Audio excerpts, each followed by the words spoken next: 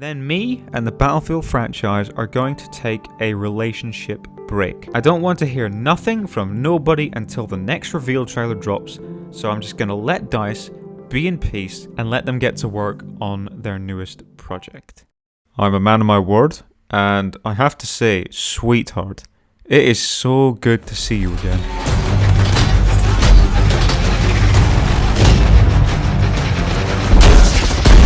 The new Battlefield game, let's have a chat about it, given that this franchise is now back to being the only thing everybody cares about. Since the reveal, the world just seemingly became a more peaceful and hopeful place overnight.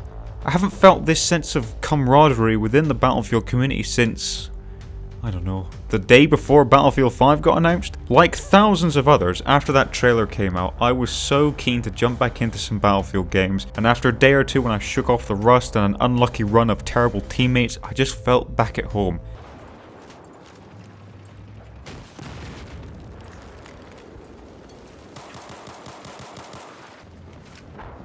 Oh, I hate you.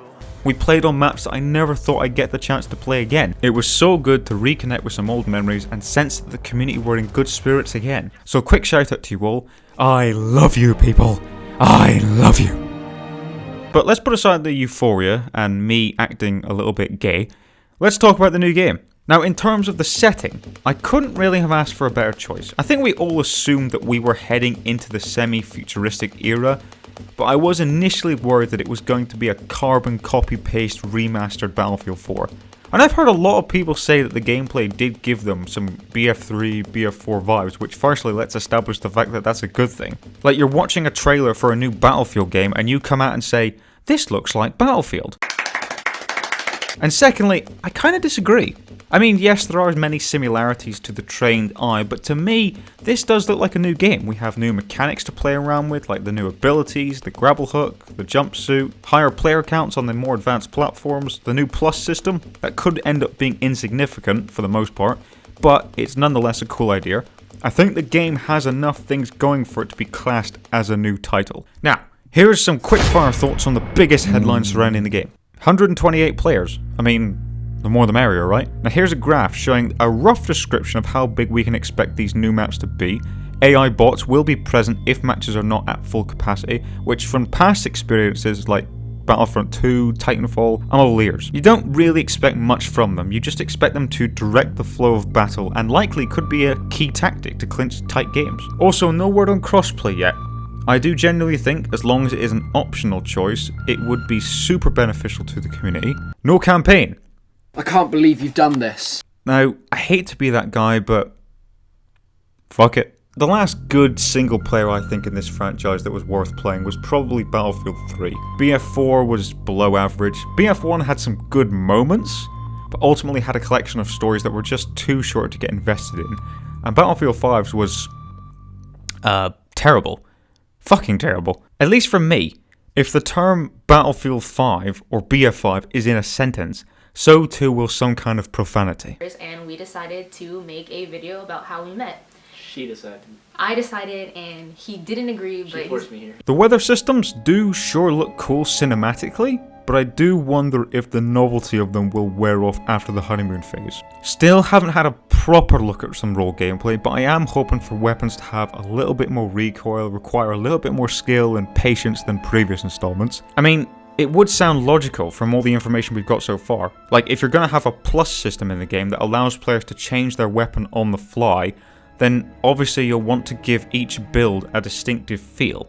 Otherwise, players are not going to see the point in the system. Also from the gameplay trailer, it looks as if squads are once again limited to only 4 players, which is kind of a bummer to be honest. Now, I don't know whether that is because of some limitations in the game engine or that's just by design, but it's just strange considering that they're pushing the player count up. I've heard some people say, well, it's a callback to classic Battlefields, but in Battlefield 2 you could have up to 6 players in a squad, so that can't be it.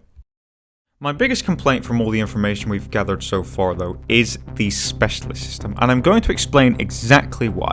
Now I watched the interview with Daniel Berlin giving more context to why this system is in place, and the point he drove home was looking at the data. The conclusion was players pick their class based on the exclusive primary weapon and not their gadgets. So now they're allowing many gadgets to be used universally across all classes, so you can run a sniper rifle with a rocket launcher and C4. With the specialists, which I think there's 10 of them in total, they will now be categorized into one of the 4 subclasses, which is the ones we all remember from older games, and we will have exclusive pieces of equipment or abilities to those specific specialists. Now first off, good response. I think these efforts are reasonable. Players who do not PTFO are a common enemy amongst us Battlefield players, and we will do anything we can to eradicate them. And as much as I can appreciate a change up to the system, I do not feel in the long run that this will solve the problem we all face. For every coherent Battlefield player, there is an incoherent one. I mean, we've all seen it. Players often will choose the right classes for the right situations and still not do their job right. And now that players will be given much more flexibility in their gadget choice, it makes me wonder, will many players consider playing the traditional way? Like now, if a support can have a rocket launcher and C4, does that not sound like we're going to see a lot less ammo boxes hanging around? Maybe there'll be ammo stations scattered around the maps, which my God, that would be helpful. I imagine if you're playing with friends, you will kind of organize yourselves to have a good variety amongst a lot of you before jumping into a game. But if you're running solo, I mean, what have I got to do? Just hope? Nuh-uh. I want some more crowd control here. And as for the specialists themselves, I do not like the idea of killing the exact same looking characters over and over and over again. It makes the battles feel very shallow. I know that sounds really daft because in Battlefield 3, 4 and 1 you had 4 preset character models that you could not change, but because they all look like generic soldiers, they all blended into the battle very well, and despite all looking the same, every player that you encountered felt unique. And I feel like once you emphasize on giving a multiplayer character a little bit of personality, a little bit of persona, a little bit of identity, in regards to the specialists, it makes them all feel more and more just like one person, no matter how good or bad the player behind the screen is. But it seems like it's a done deal. DICE have already announced that there will be new specialists added post-launch, and on top of that, they've probably hired some voice actors to do work on these characters, so it's not like they can just chuck their work out of the window. All I can really hope for at this point is enough character customization to make players add their own twist on their appearance. And the other thing is, please keep the customization contemporary. Don't be putting colourful camos on. Don't have our guns with circus looking skins. There's plenty of games out there that fulfill those sorts of urges.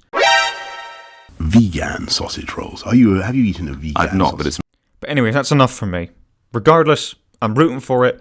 We have a new Battlefield game coming once again, and this time it seems that there's a lot more universal excitement around it. So look after yourselves until this game comes out, because it's been a while. I'll catch you all again soon. Take care.